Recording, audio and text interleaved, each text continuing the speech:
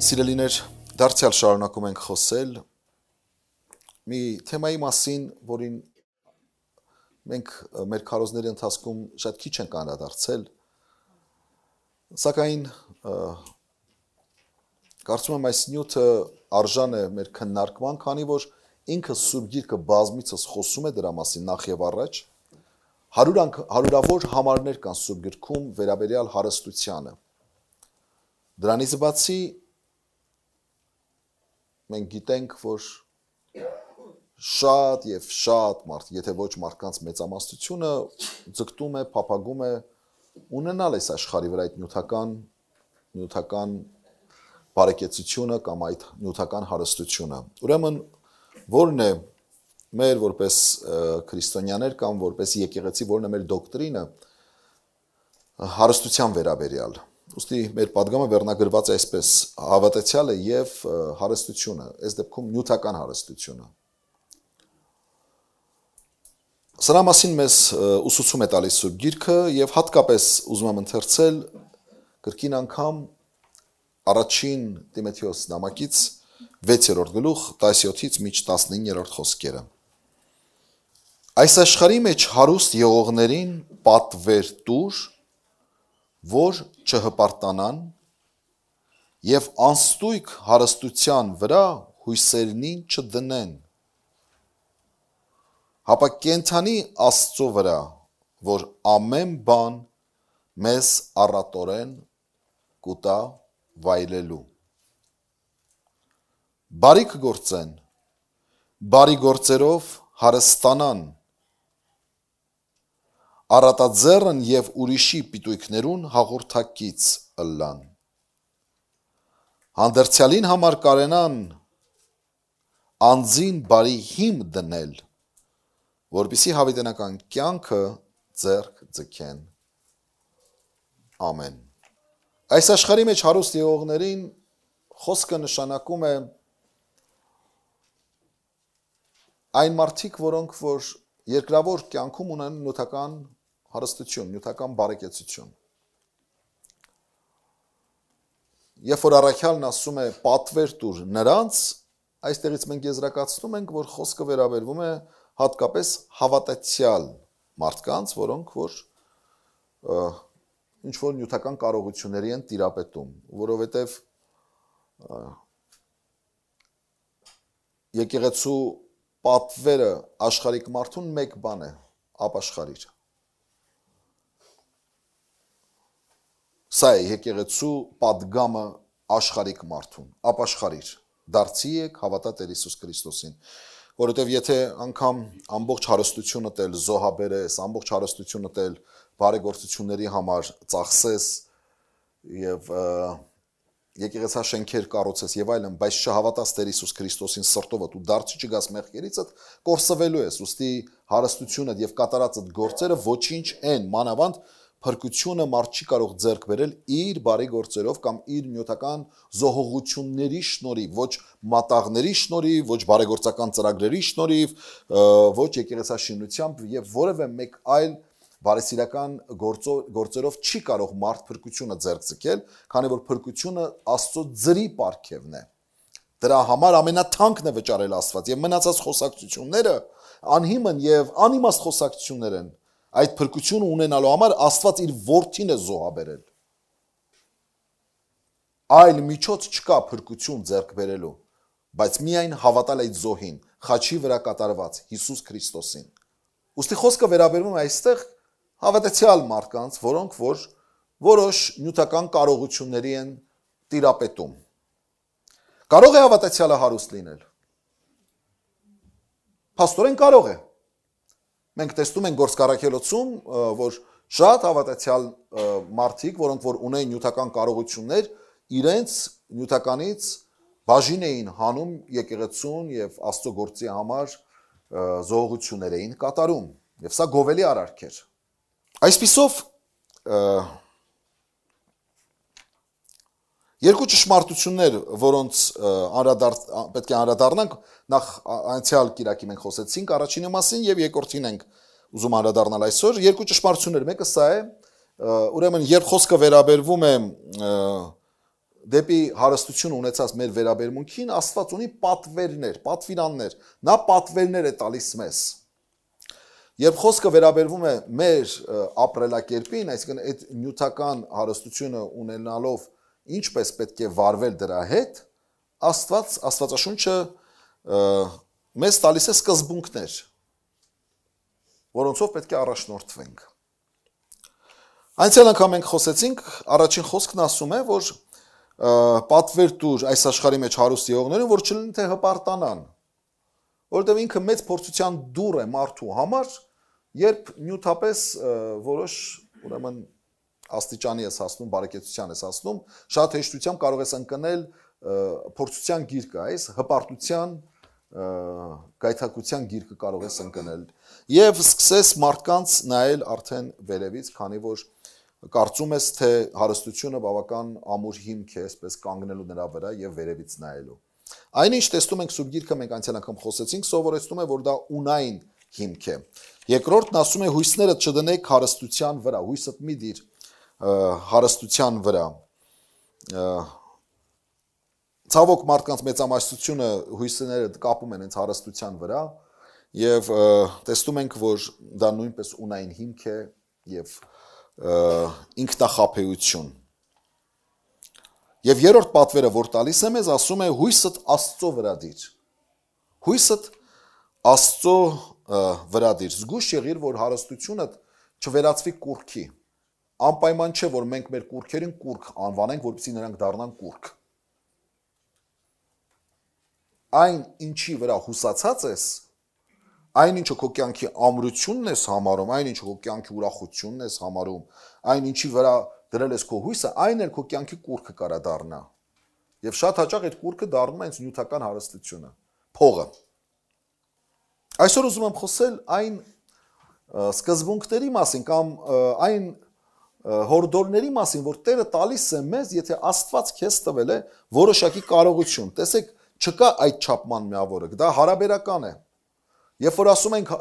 նյութական հարստություն, դա չի նշանակում, որ ինչ որ թվականակ կա փողի, որ դրանից հետո կարող ենք համարել, որ սա հարստություն է։ Հիմա մարդ կա կարող է 1 միլիոն, 2 միլիոն, 3 միլիոն, 10 միլիոն դոլար փող ունենա, բայց համեմատականի մեջ եթե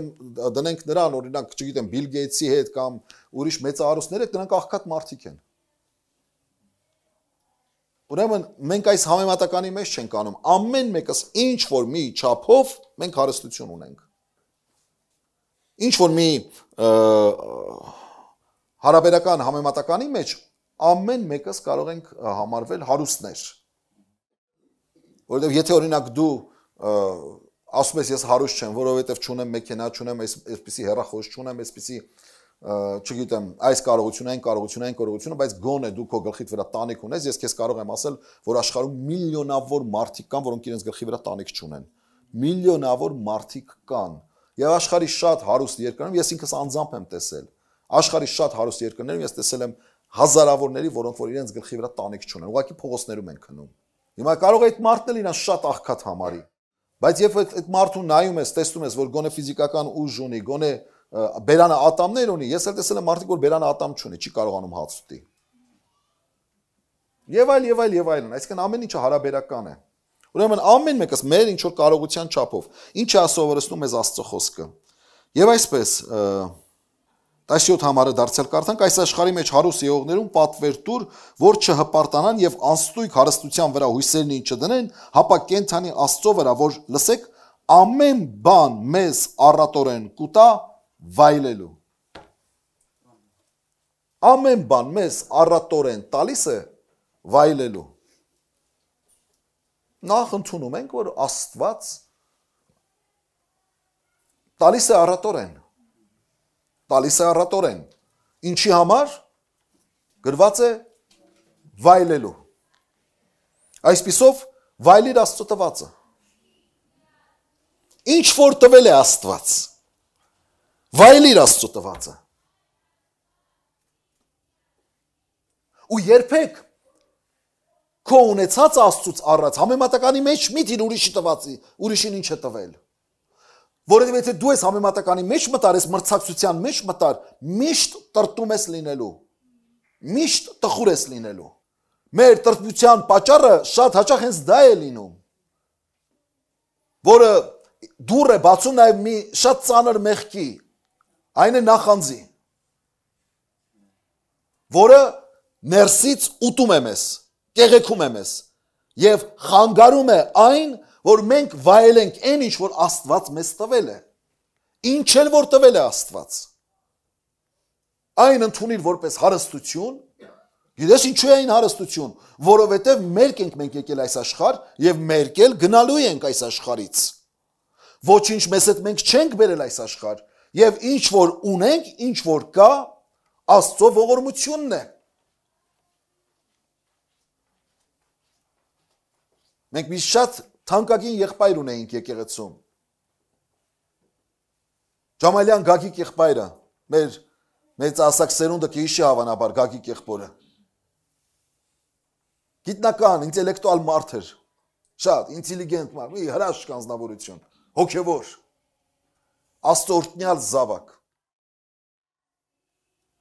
Ինքը պատմում էր իր աթեիստ եղած ժամանակ մի պարզ ճշմարտություն, որ ինքը չէր հասկացել։ Երբ որ նա մերժում էր Աստծո գոյությունը։ Ես ասում եմ իմ բոլոր նվաճումները գիտության ոլորտում, ուրեմն իմ անձին էի վերագրում, իմ խելքին էի վերագրում։ Եվ հպարտանում դրանով։ Ստանում էի բազմաթիվ պարգևներ սովետական միության կառավարության կողմից։ Իր որոշ հայտնագործությունների շնորհիվ միլիոնավոր ռուբլիների օգուտ է բերել սովետական տնտեսությանը։ Նա ճանաչված գիտնական էր։ Ասում է, բայց իմ հիմարությունը կայանում էր նրանում, որ ես ինքս ինձ հարց չէի տալիս, թե այս ուղեղի ռեսուրսը, որ ես օգտագործում եմ, որտեղից է։ Որտեղից է այս ուղեղը, այս միտքը, որտեղից է ծնունդ առնում։ Ես իմ անձին էի վերագրում, բայց երբ որ ինքս իմ հետ սկսեցի ազնիվ լինել, տեսա, որ ես չեմ ակունքը դրա, որ ասում է ակունք իմաստության։ Ակունքը ես չեմ, այն ի վերուստ է շնորհված։ Եդեմական պարտեզում ասված Ադամին և Եվային, երբ դրեց պարտեզի մեջ, ամբողջ ծառերը, պտղատու ծառերը, գեղեցիկ այդ բնություն ամեն ինչը ցույց տվեց, ինչ ասաց։ Գրեք, խմեք, չէ, աճեցեք, բազմացեք, այսինքն տվեց վայելելու համար։ Այդ ամենը շնորհեց վայելելու համար։ Վայելել այն ամենը, ինչ Աստված շնորհել է քեզ, և երբեք մեղավոր մի զգա քեզ դրա համար։ Մի խղճահարվիր, եթե դու վայելում ես այն ինչը, որ Աստված տվել է քեզ, շնորհել է քեզ։ Կարդանք Ժողովող գրքից 5-րդ գլուխ 19 և 20 համարները ի հաստատում են այս խոսքերի։ Ամեն մարդու, որուն Աստված հարստություն և ստացվածք կուտա, անկե ուտելու և բաժին առնելու և իր աշխատանքեն ուրախանալու իշխանություն ալ կուտա։ Ասիկա Աստծո պարգևն է։ Քանզի անիկա իր կյանքի օրերը շատ չի հիշեր, վասնզի Աստված անոր սրտին ուրախությունովը անոր պատասխան է տալիս։ Ուրեմն, եթե Աստված շնորհել է քեզ հարստություն, շնորհել է քեզ ստացվածք, դրանից ուտելու և բաժին առնելու և այդ աշխատանքից ուրախանալու իշխանություն է տալիս։ Իսկն իրավունք է տալիս։ Եվ սա Աստծո պարգևն է։ Եթե դու աշխատել ես և ստեղծել ես ինչ-որ մի նյութական արժեք, դրանից ուտելու և դա վայելելու իրավունքը Աստված, իշխանությունը Աստված քեզ տալիս է։ Աստված տալիս է, ասում է առատորեն, վայելելու համար։ Եվ այս համարն էլ հաստատում է, որ այն Աստծո պարգևն է և ուզում է, որ դու Աստված ուզում է, որ դու դա վայելես։ Սրտի ուրախություն բառը, որ այստեղ օգտագործում է, ասես Աստված անոր սրտի ուրախությունով անոր պատասխան կտա։ Սրտի ուրախություն բառը նաև պետք է հասկանանք խղճի հանգստություն։ Եթե դու այդ նյութական կարողությունը ստեղծել ես խիղճդ մաքուր պահելով, այսինքն չես թալանել, չես խաբել, չես գցել, չգիտեմ, սրանից չես խլել, սրանից չես գողացել, պետությանը չես խաբել, մարդկանց չես խաբել, արյան գնով չես ասել դրան։ Խիղճդ մաքուր է, ուրեմն վայելիր աշխատանքիդ պտուղը։ Հարստությունը վայելք է դառնում, երբ մարդու խիղճը ներսը ուրախ է, երբ ներսը մաքուր է մարդու։ Երբ ներսը մաքուր չէ, երբ խիղճդ մաքուր չէ, հարստության չափը կարևոր չէ։ Այն չի կարող ուրախություն պատճառել մարդուն։ Ճշմարիտ ուրախություն։ Դուք արտաքին այդ կենացներ, բան, ապարել, մարել, խնդալ, այս կողմ, այն կողմ, այս ամեն ինչը խափուսիկ է։ Ներսը ինչ վիճակում է։ Եթե ներքին ուրախություն կա նաև վայելք։ Երբ որ ներքին ուրախություն չկա, կապ չունի ինչքան հարստության ես տիրապետում, չկա վայելք, սուտ է, ընդհակառակը բարկություն է ծնում, քանի որ ներսը չի հագենում, չես բավարարվում, իսկ ներքին ուրախություն ունեցող մարդու համար այն ամենաչնչին ունեցվածքն անգամ վայելք է, այն ամենափոքր ունեցվածքն անգամ վայելք է, այն ամենափոքր ձեռքբերումն անգամ վայելք է, ուրախություն է։ Երկրորդ Տիմոթեոս 2:6 համարն ասում է.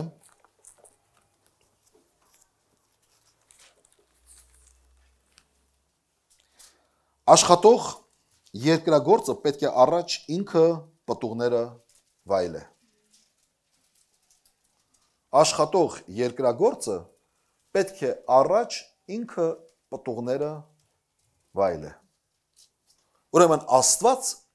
աշխատողին իրավունք է տալիս, որ իր աշխատածից նախ եւ առաջ ինքը վայելի։ Եվ պետք չի մարդուն մեղադրել ասել, բայ աշխարհում այդքան աղքատ կա, բա դու ո՞նց ես քեզ թույլ տալիս վայելելու։ Աշխատել է ինքը։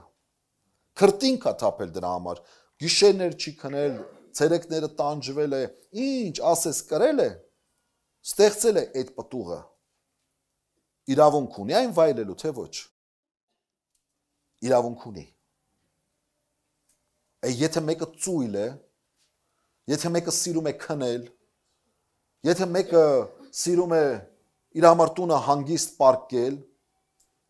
եւ ոչ մի բան չի ուզում նախաձեռնել, բայց միշտ ակնկալում է, որ իրան պետք է օգնեն, քանի որ ինքը աղքատ է, սա ճիշտ մոտեցում չէ։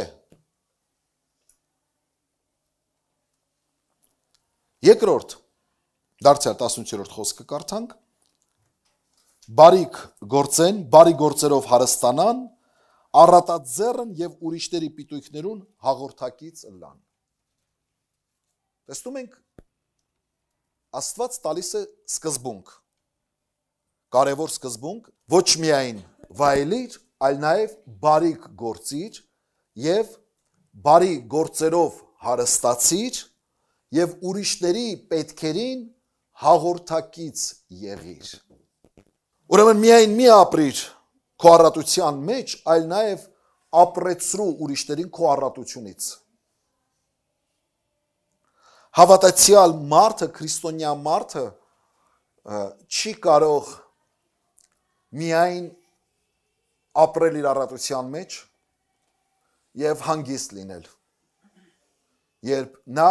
ջանք ու եռանդ չի գործադրում, որպեսզի իր առատությունից նաև ապրեցնի ուրիշներին։ Մենք պետք է գիտակցենք, հասկանանք, որ Աստված, երբ մեզ օրհնում է եւ տալիս է նյութական բարեկեցություն, սրանով Աստված ոչ միայն վարձատույց է լինում մեզ, մեր աշխատանքի համար, այլ նաև վստահում է մեզ որպես բարի տնտեսներ եւ հավատում է, որ դու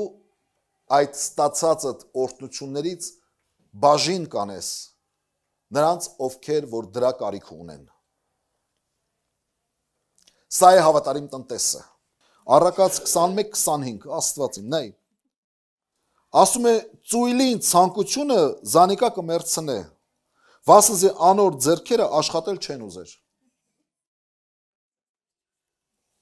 Նրա ցանկությունը իրեն մերցնում է, բայց ցանկությունը կա, բայց ձեռքերը չեն ուզում աշխատեն։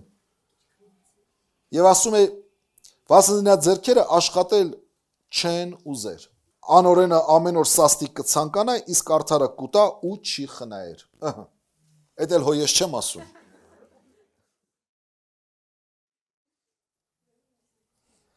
Անորենը ամեն օր սաստիկ կցանկանա,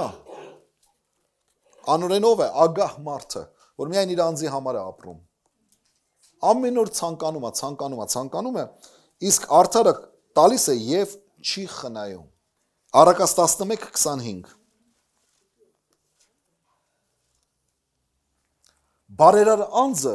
պիտի գիրնա, այսինքն չաղանա, գերանա, և նա, որ կվորոք է, ինքն ալ պիտի վորոքվի։ Բարերար անձը լեցվի, և նա, որ վորոքում է, ինքն ալ պիտի վորոքվի։ Այսպիսի աստվածային օրենքներ կան, սիրելիներ, հոգևոր, բարոյական օրենքներ կան, որը միշտ գործում է։ Նա, որ վորոքում է, ինքն էլ պիտի վորոքվի, ինչ է նշանակում սա։ Նա, որ իր առատությունից բաժին է հանում ուրիշներին, կարիքավորին, նեղյալին, ինքը անպայման պիտի վորոքվի։ Ինքը շարունակ օրհնվելու է։ Մի պատմություն պատմեմ ձեզ։ Կարծեմ այս պատմությունը էլի եմ պատմել, շուտ։ 90-ական թվականներին, երբ մենք պաշտամունքներ էինք անում Նորնորքի երկրորդ զանգվածում մեր թանկագին երջանկայիշատակ Մարի քրոջ տանը, տնտեսական վիճակը երկրի շատ ծանր էր։ 93 թվականին սկսեցինք մեր պաշտամունքները, Հայաստանը գտնվում էր պատերազմական վիճակում։ Մեծ ասակները կհիշեն, թե ինչ դժվարին շրջան էր ապրում մեր հայրենիքը։ Շատ հաճախ պաշտամունքների գալու համար տրանսպորտ չէր լինում, եւ ես ստիպված էի լինում ոտքով, աջափնյակից ոտքով բարձրանալ մասիվ։ Հետո ոտքով գնալ 9-րդ մասիվ, այնտեղ էլ պաշտամունքներ ունեինք։ Հետո այնտեղից գիշերը 8 ժամի ոտքով գնում էի աջափնյակ։ Ու երբեմն ուսիս մի ծանր երաշտական գործիք։ Մի հատ փետ էի վերցնում, այդ երաշտական գործիքն է մի ուսիս ու ճամփա ընկնում։ Մի քանի ժամ ճանապարհ էինք անցնում։ Խանութները գրեթե դատարկ էին։ Շատ քիչ բան, հազիվ ուտելու մի բան ճարեիր թե չճարեիր։ Մարիքույր Դոլաշյանը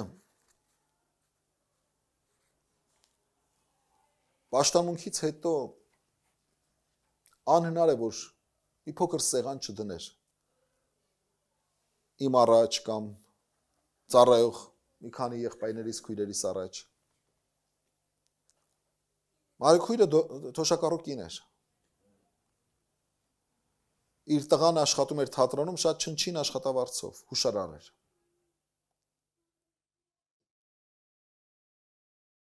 Եվ ամեն անգամ, երբ որ Մարիքույրը ուտելու բան էր դնում մեր առաջ, ես անկեղծ ասած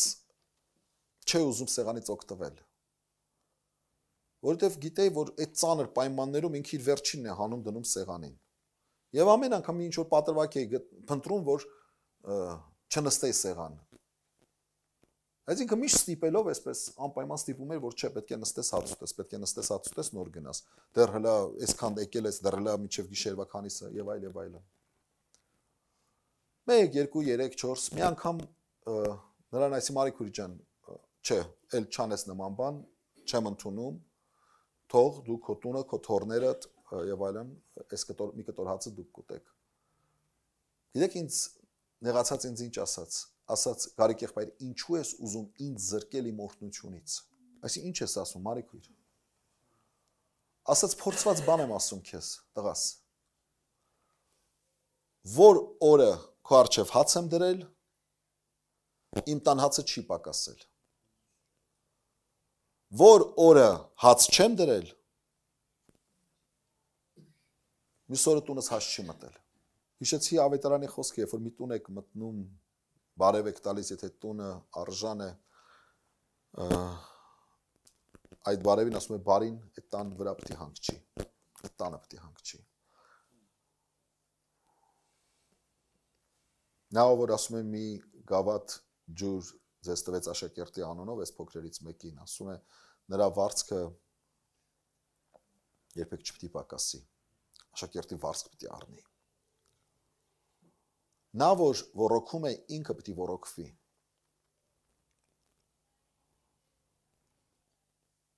Հիսուս գովեց այն զոհաբերողին, նվիրատուին, որ իր վերջին 2 լուման տվեց, այն տարեց այրի կնոջը։ Եվ ասես նա ամենաշատը տվեց, բայց Հիսուսի չափման միավորը դոլարի կուրսով չէ, այլ Հիսուս տեսավ, թե նա իր վերջին ունեցվածքը, իրեն վերջին հացի փողը պատրաստ եղավ նվիրաբերելու, ոռոգելու, տալու։ Եվ այդքանի մեջից Հիսուս նրան հարուստ տեսավ։ Սա օրհնվելու գաղտնիքներից մեկն է, հաջողելու գաղտնիքներից մեկն է։ Առակաց 22 առաջին 2 համարներն ասում են. բարի անունը շատ հարստությունից ավելի ընտիր է, ու շնորհքը արծաթեն ու ոսկեն աղեկ է։ Հարուստն ու աղքատը իրար կհանդիպեն, ամենքը ստեղծողը Տերն է։ Աղքատին էլ է Տերը ստեղծել, հարուստին էլ է Տերը ստեղծել։ Քեզ հարստություն է տվել, նրան հարստություն չի տվել։ Բայց այս երկուսը իրար հանդիպում են ինչի համար, նույն հարթության վրա, նույն աշխարհի վրա։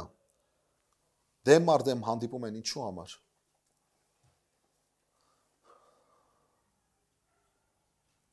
Քեզ Աստված, որ դու ունես ինչ որ նյութական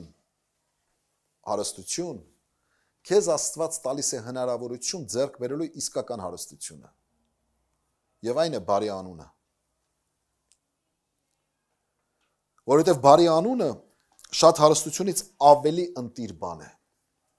Իսկ ո՞նց կարաս բարի անուն ձեռք բերել։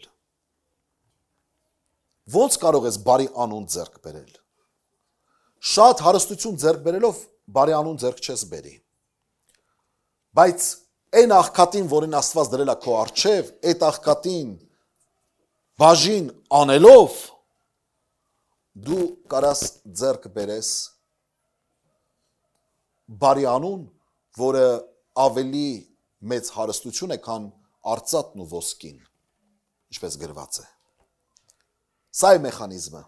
Ինչու է Աստված քեզ տվել որոշակի նյութական կարողություններ։ Այո, վայելելու համար, ճիշտ է։ Երկրորդ, որպեսզի ձեռք բերես բարի անուն։ Քեզ Աստված ռեսուրս է տվել,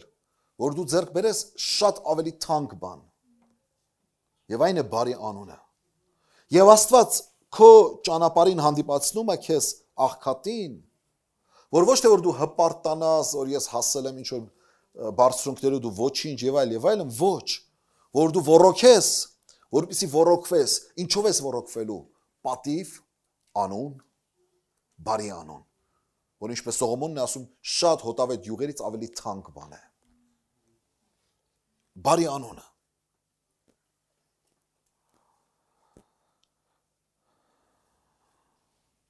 Բարի անունն ավելի ընտիր հարստություն է։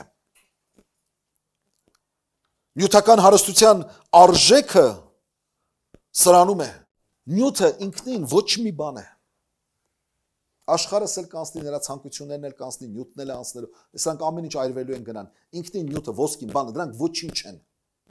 Բայց դրանք կարող են արժեքավոր բան դառնալ քեզ համար եւ ինձ համար։ Երբ մենք դրանով կարողանանք բարի անուն վաստակել, անիրավ մամոնայից ձեզ բարեկամներ արելք, օգտագործեք նյութական ռեսուրսը ձեռք բերելու իրական հարստությունը, ճշմարիտ հարստությունը։ Եթե դու ունես նյութական ռեսուրսներ, բայց ջանք չես անում ճշմարիտ հարստությունը ձեռք բերելու, որն է բարի անունը, իշտորիվ բարի գործերի, դու մնում ես նույն աղքատը։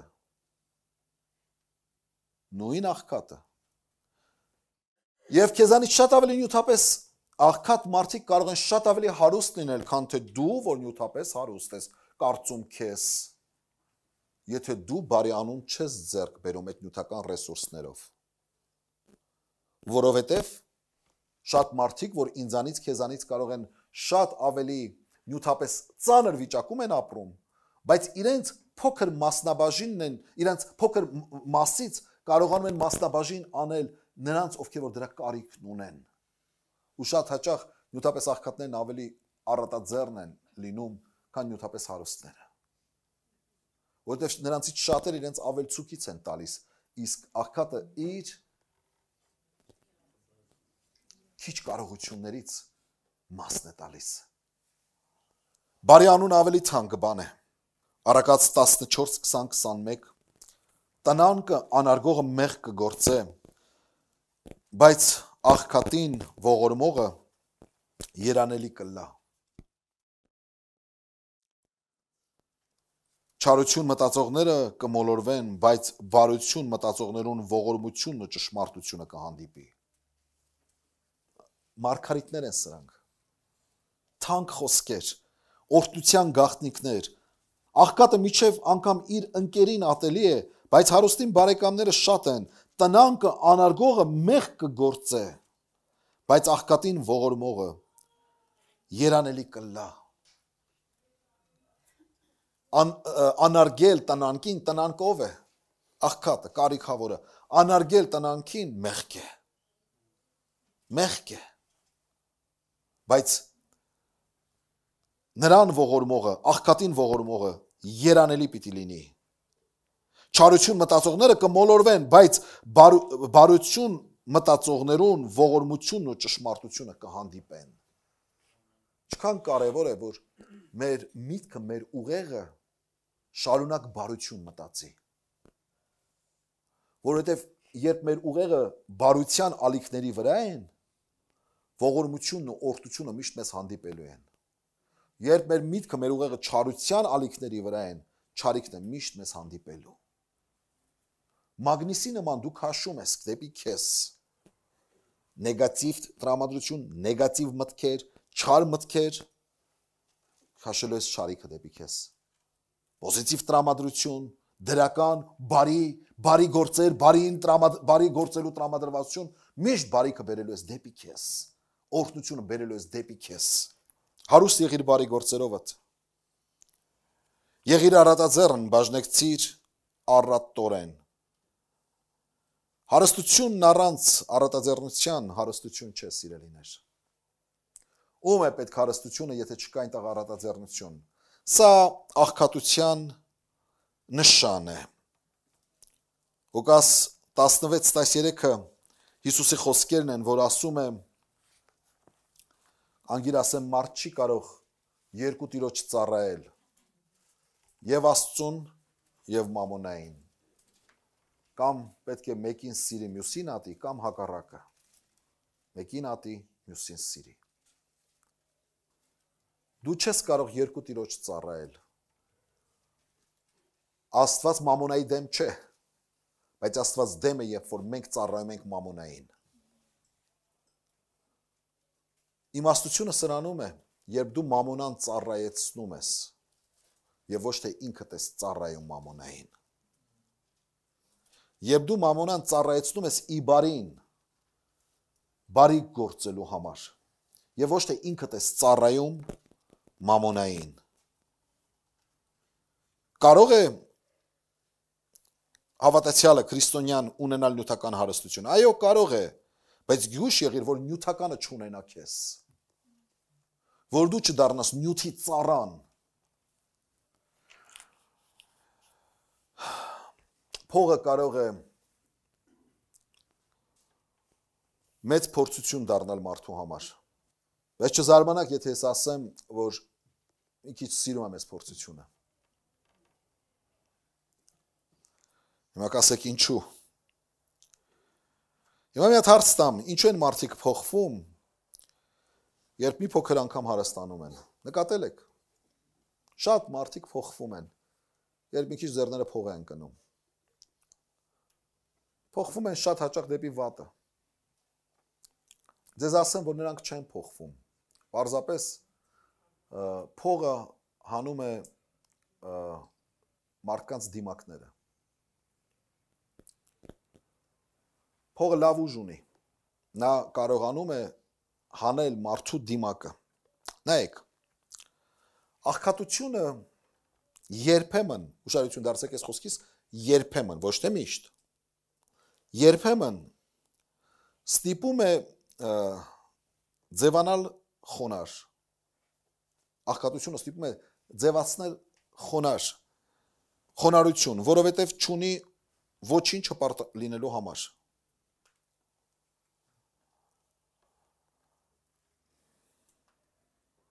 Լինել բարի, աղքատությունը երբեմն ստիպում է մարդուն լինել բարի, քանի որ կարիք ունի օգնության։ Չար լինես, ով է քեզ օգնելու։ Բարի լինես, որ քեզ օգնեն։ Լինել համբերատար։ Ինչու՞։ Քանի որ ուրիշ տարբերակ չունի։ Ինքը ստիպված է համբերատար։ Իսկ երբ փողը գալիս է, փողը տալիս է ազատություն մարդուն։ Ազատություն լինելու այնպեսին, ինչպեսին, որ կաս, ինչպեսին, որ ուզում ես։ Չէ՞։ Եվ սկսում է բացվել իրական դեմքը։ Ստացվում է, որ այդ բարի մարդուն, այնց բարի, եկե տակը տենում ես մի հատ ագրեսիվ մեկն է ապրում։ Ձեռը մի քիչ փող ընկավ, դարձավ այսպես հպարտ։ Արդեն ուրիշ ձև է նայում կողքիններին։ Արդեն կարա քեզ տեսնի բարև չտա։ Նա հեշտությամբ ջնջում է իր անցյալը, նա ջնջում է նրանց, ովքեր որ ականատես են եղել իր անցյալին։ Դա համար շատ անգամներ այսպես ապշում, զարմանում եք, ստրեսների մեջ եք ընկնում։ Այ մարդ ինձ նայումը բարև չի տալիս։ Ձերը փողը անգել թանկագինս։ Բայց փողը մեղք չունի։ Փողը ընդամենը հանեց դիմակը։ Այն ժամանակ զանգում էր, քո որպիսություններ հարցնում, ամեն ձև ուզում էր քեզ ծառայություն մատուցածելներ, բարի էր ձևանում, խոնար հարս էր ձևանում։ Ինչու՞։ Որովհետև օգնության կարիք ուներ, ձեռքիդ էր նայում։ Պետք է բարի լինել, որ արժանանալ դրան։ Հիմա արդեն հնարավորություններ կա, փող ունի, կարողություն ունի, էլ դու ով ես իրեն համար։ Հասկանաք ինչ եմ սիրում այս փորձությունը։ Որտեւ ինքը հանում է դիմակները։ Փողը նման է ուժեղացուցիչի։ Երաշտական գործիքների մենք օգտագործում ենք այդ ռուսերեն усилитель, հա, ուժեղացուցիչ։ Ինքը ինչ անում, ինքը թույլ ալիքները, ազդանշանները թույլ կամ թույլ սիգնալները, հա, ռուսերեն ասած։ Դրան ուժ է տալիս եւ բարձր է հնչեցնում։ Ուրեմն երբ որ փողը գալիս է, ինչա տեղի ունենում։ Եթե ներսը չար, նեգատիվ, թույլ ալիքներ կային, ազդանշաններ կային այսպես։ Հենց փողը գալիս մեկ է դրանք ուժեղանում են։ Եթե ներսը դրական, պոզիտիվ, բարի տրամադրություններ կային, ալիքներ կային, կներեք խոսքիս համար սիգնալներ կային, ռուսերեն բառիս համար, հա։ Փողը որպես ուժեղացուցիչ հենց գալիս է, մտնում է գրպանը։ Այդ թույլ ալիքները սկսում են ուժեղանալ։ Եվ ինչ է տեղի ունենում։ Չարն ավելի է չարանում, բարին Ավելի է բարի անում, որովհետև փողը տալիս այդ ուժը արտաբերելու այն ինչ որ կա մարդու ներսում։ Ուզում ես ճանաչել մարդուն, փող տուր։ Փող տուր։ Դրա համար մեկ-մեկ որ ինձ գալիս են ասում, Գարիկ եղբայր փողս վերցրես, չի տալիս, սենց անենց ասում եմ, այ ախպեր ջան, մի նեղվի, մի տխրի, ինչքան ես տվել, այդքան իմացի որ մի հատ կյանքի լավ, թանկ դաս սովորել ես այդքան փողով։ Մարդուն ճանաչել ես այդքան փողով։ Վատ է։ Մարդիկ գնում են 4 տարի, 5 տարի համալսարաններին փող են տալիս, ոչ գիտելիք են առնում, ոչ մի բան։ Ինչքան փող են տալիս։ Ոչ մի բան չսովորած դուրս են գալիս, ոչ գործ են ունենում, ոչ մի բան։ Դու մի երկու հոգու կարևոր մարդկանց փող ես տալիս, երևում է մեջի ինչ կա։ Վատ է։ Դու դրանով ես չի աղքատացար հացին կարոտ մնացիր, բայց կյանքի թանկ դասեր ես քաղում։ Երբեմն մենք այդ ճանաչողությանը հասնելու համար պետք է վճարենք։ Որովհետև կյանքի կարող է ավելի շատ շրջադարձային եւ կարևոր этаպում դու վստահեր եւ փոսան կնեիր։ Ուզում ես ճանաչել մարդուն, տուր նրան փող եւ իշխանություն։ Եվ նրա դիմակը շուտով կընկնի ու կտեսնես ինչ կար ժպիտի տակ։ Ամեն ժպիտի մի հավատացեք։ Չգիտես ժպիտի տակ ինչ կա։ Ու երբեմն այդ փողը տալով ես դու ճանաչելու այնտեղ ներսը ինչ կար։ Ուրեմն դե գիտեք Հնդկաստանը երկար տարիներ Մեծ Բրիտանիայի ուրեմն գաղութն է եղել եւ Մեծ Բրիտանիայի կառավարությունը զորքերը իշխել են Հնդկաստանի վրա։ Մի անգամ մի անգլիացի սպա շուկայում քայլելուց ինչ որ մի առևտրական դուրը չի գալիս եւ այլն, սրան ապտակում է։ Այս առևտրականն էլ իրեն է ապտակում։ Վերջո էսի ասում, բա դու գիտես ես ով եմ եւ այլն, կատաղած ջղայնացած, որ այս հնդիկը իրեն ոնց եղավ ապտակեց, պատասխան տվեց։ Բարկացած գնում է իր վերադասին բողոքում է։ Այս անգլիացի սպան։ Թե այսպես եղավ, իր վերադասը, իր հրամանատարը փող է տալիս իրեն, ասում է, այս փողը տար տուր այդ հնդիկին։ Բավական կլորիկ գումար։ Ասում է կտանես, մի բան էլ դու կավելացնես վրան, կտանես այդ հնդիկին կտաս ու իրեն կասես նայի, անցյալ անգամ մենք իրար հետ վիճվեցինք ու ես տեսա, որ դու բավական լավ, համարձակ, բան, պատվիտեր մարդ ես։ Ես դրանից շատ ոգևորված եմ, այս փող ուզում եմ քեզ տամ, որ դու այս փողով քո առևտուրդ ավելի զարգացնես։ Վերջո, մարդը զարմանում է, զինվորականը, բայց լսում է իր հրամանատարին, գնում է, հնդիկին փողը տալիս է, ասում է, այս փողը վերցրա, զարգացրա քո գործը, ճիշտ ինչպես իր հրամանատար իրեն ասել էր, այդպես էլ անում է, հնդիկը վերցնում է փողը, մի քիչ զարմանում է, մի քիչ ուրախանում է, եւ այդ փողը շրջանառության մեջ է դնում, իր փոքրիկ այդ առևտրի կետը ավելի է մեծացնում, ավելի շատ շրջանառություն, ավելի շատ փող է աշխատում եւ այլն, այս անգլիացի սպան գալիս է իր հրամանատարին, ասում է, որ ասածդ արել եմ, մարդը գնացել է, այսպես իր գործը ավելի մեծացել է, զարգացել է, խանութը մեծացրել է, այս կողմ, այն կողմ, ասում է, այս շատ լավ է, ճիշտ հիմա իսկական այն ժամն է, որ գնաս իրեն մի հատ լավ ապտակես։ Այս անգլիացի սպան գնում է շուկա, բոլորի աչքի առաջ մի հատ շարժում խփում է այս հնդիկին ու հնդիկը պատասխան չի տալիս։ Մարդ իրանից sense ուրախ վստահ գալիս է սպային իր վերադասին պատմում է, ասում է, քո ասածը տարեցի, ինձ պատասխան չտվեց եւ այլն։ Իր վերադասը հարցում ասում է, բայց գիտես ինչի համար պատասխան չտվեց։ Ասեց, որովհետև այն ժամանակ փող չուներ, բայց արժանապատվություն ուներ։ Արժանապատվությունն էր, դրա համար պատասխանը տվեց։ Հիմա դու փողով իր արժանապատվությունը գնեցիր։ Էլ ոնց քեզ պատասխան տար։ Էլ ոնց քեզ պատասխան տար։ Փողը կարելի է ունենալ, վայելել, կարելի է ունենալ